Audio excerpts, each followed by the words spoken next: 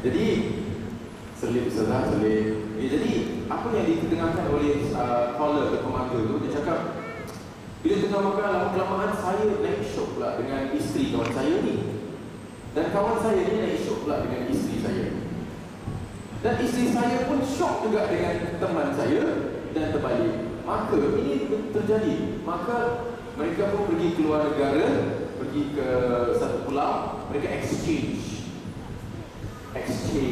untuk 2 malam 1 hari, dan balik seolah-olah seperti tiada apa yang berlaku. Ini pengorbanan ataupun sebaliknya. Sudah tentunya dalam minda anda ini adalah merepek yang terjadi dalam masyarakat kita, yang harus kita jaga dengan baik.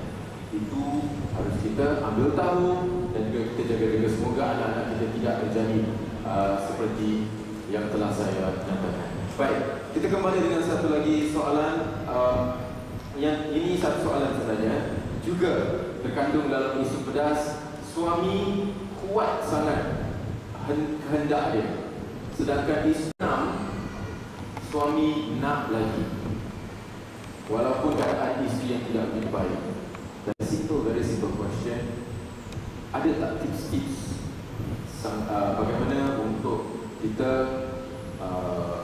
sang suami khususnya ataupun sang isteri untuk elakkan daripada sifat panas baran, ya, ataupun nafsu yang mempuak-puak dan sebagainya? Ada tak sedikit boleh-boleh untuk kami sebelum kami balik?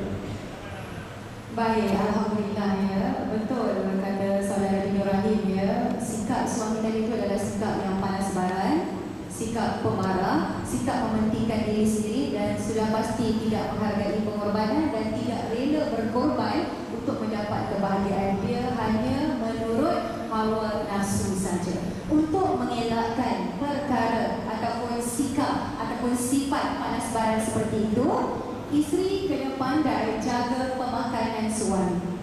Untuk elakkan pemarah, kata para ulama, jangan kerap makan daging merah. Itu yang suami jadi macam tu, puan-puan masak daging je hari-hari ya?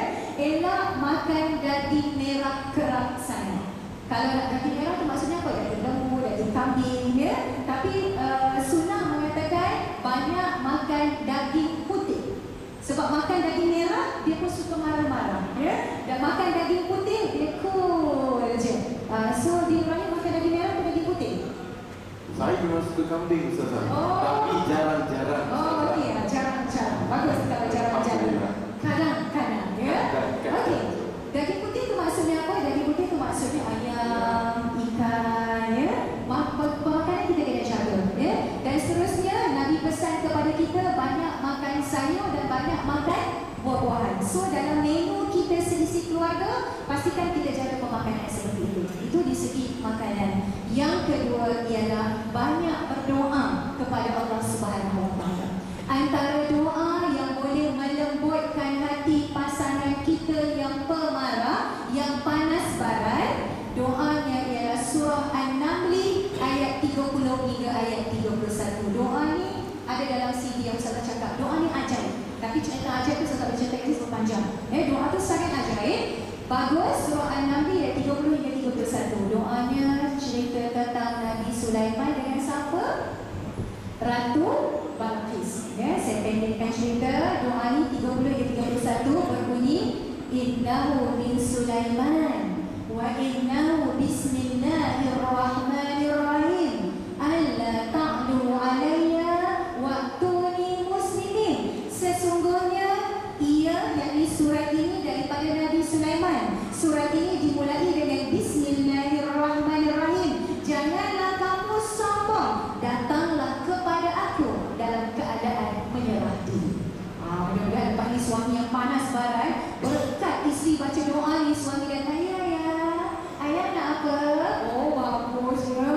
Ini bukan ilmu penunduk ya, tapi lebih kepada lembutkan hati supaya tak ada sifat pemarah, panas baran sampai boleh menzalimi dan memukul isteri. Sebab Nabi tak pukul isteri Nabi. So doa ni macam mana? Tiup dekat air, bagi suami minum. Ataupun tiup dekat makanan. Ataupun malam-malam bila suami tidur, tiup kat satu tempat. Tiup kat mana? Telinga. Telinga tak boleh. Tak boleh.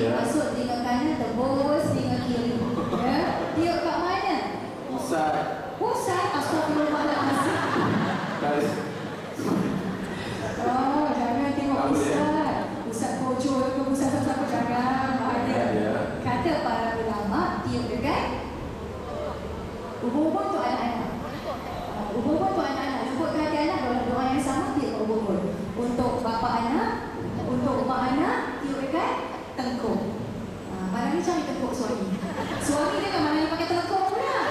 Dia tutup tengkuk dengan tawel lah apa semua ya. Tiup tengkuk suami. Suami pula kata Ustazah tak aci. Ada isteri yang panas barang juga. Tak ada masalah. Kita tak boleh aci pun kan. Kalau isteri pula yang panas barang, malam ni suami carilah tengkuk isteri. Tiba-tiba malam ni dia dua-dua tak nak tidur. Suami tak nak tidur, isteri pun tak nak tidur. Sebab dua-dua nak tiup menyium. Saya ucapkan selamat tiup menyium.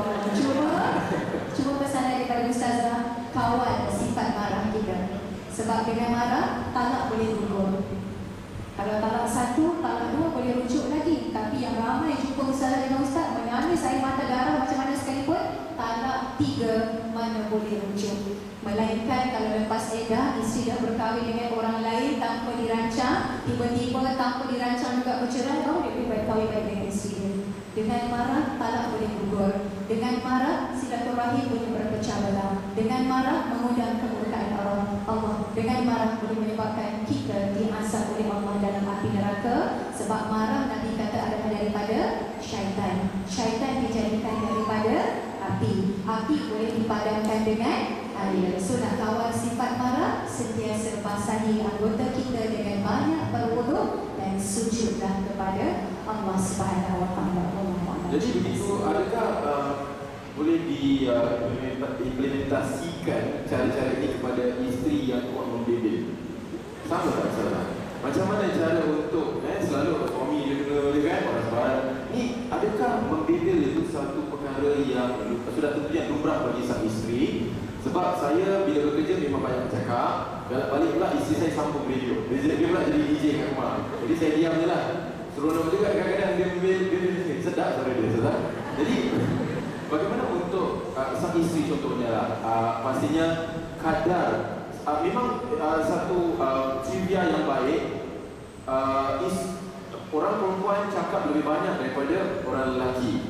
Sudah tentunya perkataan yang digunakan oleh orang perempuan 70,000 berbandingkan lelaki hanya 5,000 saja. Tengok 70,000 banyak kan? Jadi saya bidik sebenarnya 7,000 saja. Saya tambah 10,000 sebenarnya. 7,000 berbandingkan dengan lelaki 5,000. Itu pasal sebab yang lagi tambah 2,000 tu mungkin dengan dia punya bebel dia lah jadi adakah ia suatu perkara yang sebenarnya lumrah, tapi adakah itu perkara yang baik kepada seorang isteri yang kuat membebel kepada sang suami? Maafkan saya Ustazah, saya cuma nak tak ada masalah sebab saya tak berapa membebel. Alhamdulillah Ustazah. Mungkin soalan untuk Din lah. Tak ada. Adalah saya gurau je kalau orang gurau je.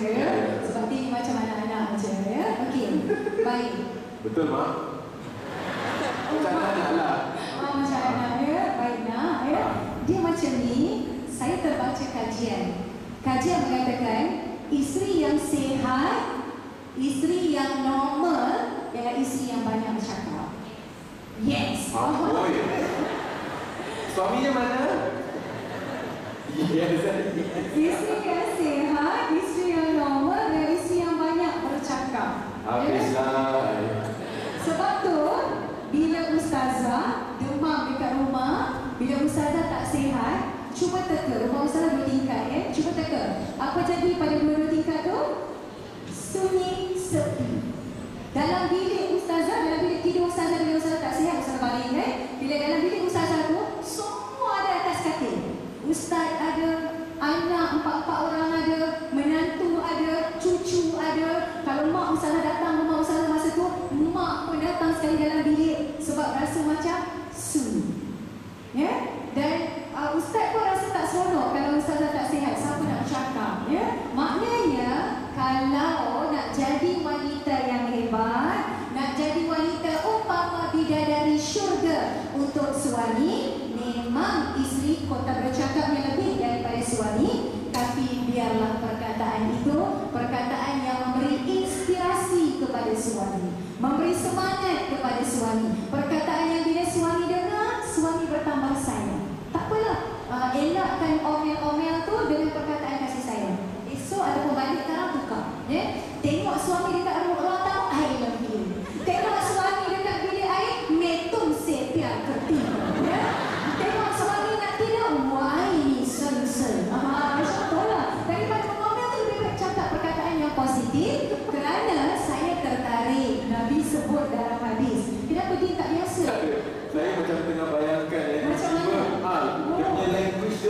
selesa dekat tempat mandi. Oh, ini lagi aku dah tepian. Tapi ini adalah satu cadangan yang begitu indah dan baik sebenarnya lah. Daripada dating, betul. Kan daripada dating dia cakap macam tu, suami pun sayang, isteri pun betapa sayang ya. Dan Nabi sebut ada 3 harta. Nabi kata kepada para sahabat, wahai sahabatku, ada 3 harta yang sangat bernilai yang kamu kena jaga elok-elok 3 harta ni. Sahabat tanya, ya Rasulullah, di mana harta tersebut? Sebab ingatkan nak kena bicara harta karun ke, nak gali kat mana? 3 harta yang sangat bernilai yang patut kamu ada, dan kalau kamu ada, terus jaga 3 harta ini. Pertama, kata Nabi SAW, lisanun zakirun, lidah yang sering berzikir. Jadi wahai isteri, daripada meleti banyak-banyak kepada suami, lebih baik kita ada yang pertama, lisanun zakirun, lidah yang sering berzikir. Suami yang hebat, bila isteri meleti, ada lidah yang pertama, lisanun zakirun. Jangan balas balik. Kenapa orang kita tak ada jangan? Jangan, ya, zikir. La ilaha illallah, la ilaha illallah. Depan isteri. Kalau isteri tengah meleti, suami zikir, isteri marah ke tak? Tak. Macam anak-anak lah, anak-anak bila malam tak boleh tidur, kita dua-dua anak hasbi rabbi, ataupun kita zikir, anak tu kira kali menangis, dia diam. Sebab kalimah Allah, kalimah zikir memberi ketenangan. Sebab tu Nabi kata harta yang bernilai. Yang kedua kata Nabi, harta yang kamu kena jaga adalah wa qalbun syakirun, hati yang sering bersyukur. Syukur ada isteri boleh meleti. Kenapa ni letak tuala dekat sini, letak baju dekat sini? Kalau isteri tak meleti, rasa sunyi pula rumah ni. Kalau isteri tak meleti, tuala tu setahun duduk dekat situ. Qalbun syakirun, hati yang bersyukur. Ya? Dan isteri juga kena bersyukur. Walaupun kita meleti banyak kali dah, tapi tuala tu dah tetap letak dekat situ, syukur. Sebab suami sengaja letak dekat situ nak bagi pahala dekat isteri. Alhamdulillah, satu cadangan yang baik, Ustazah. Mari kaum bapa kita simpan. Nanti dengan alasan Ustazah cakap kita nak kasih awak pahala banyak. Ya, marilah sama-sama kita letak baju di situ setahun lagi kat situ. Okey, betul juga ya. Yang ketiga, kata Nabi SAW, kita dah ada lidah yang bersyukur, kita dah ada lidah yang berzikir, hati yang bersyukur. Yang ketiga ada kaitan tentang isteri, harta yang sangat bernilai. Wa zaujatun mu'minatun tu'inuhu ala imanihi, isteri yang mukminah, isteri yang soleha, yang membantu untuk meningkatkan keimanan suami. Maksudnya kadang-kadang Allah uji. Ada kalanya isteri tu semayangnya okey, suaminya tak okey. Jadi isteri tu berletih lebih kepada bang cepatlah, ya, dah lewat dah ni nak solat asar. Itu adalah zaujatun mu'minatun tu'inuhu ala imani. Kita bercakap, kita berletir, kita berbicara dengan suami semata-mata nak menjadi isteri yang membantu suami untuk sama-sama meningkatkan keimanan kepada Allah Subhanahu wa taala. Sekali Imam Ghazali sebut, lidah walaupun dia berada di dalam, ada orang nampak, ada orang tak nampak, kata Imam Ghazali, tapi dengan lidah inilah boleh membawa manusia dengan penuh penghormatan ke dalam syurga. Dan kata Imam Ghazali lagi, dengan lidah juga akan membawa manusia dengan penuh penghinaan, diheret masuk ke dalam azab api neraka. Justru pastikan lidah ini kita gunakan ke arah kebaikan, dan ada 3 harta yang sangat bernilai. Ada lagi ke soalan? Alhamdulillah dah habis, Ustazah. Dah habis dah. Baik, Boleh nak kontrol dulu? Boleh, Ustazah, silakan. Ni betul dah landing dah? Dah. Dah Yang payah dah keluar. Okey. Makan dapat atas titi, masa dah sampai, Ustazah Siti pun nak berhenti.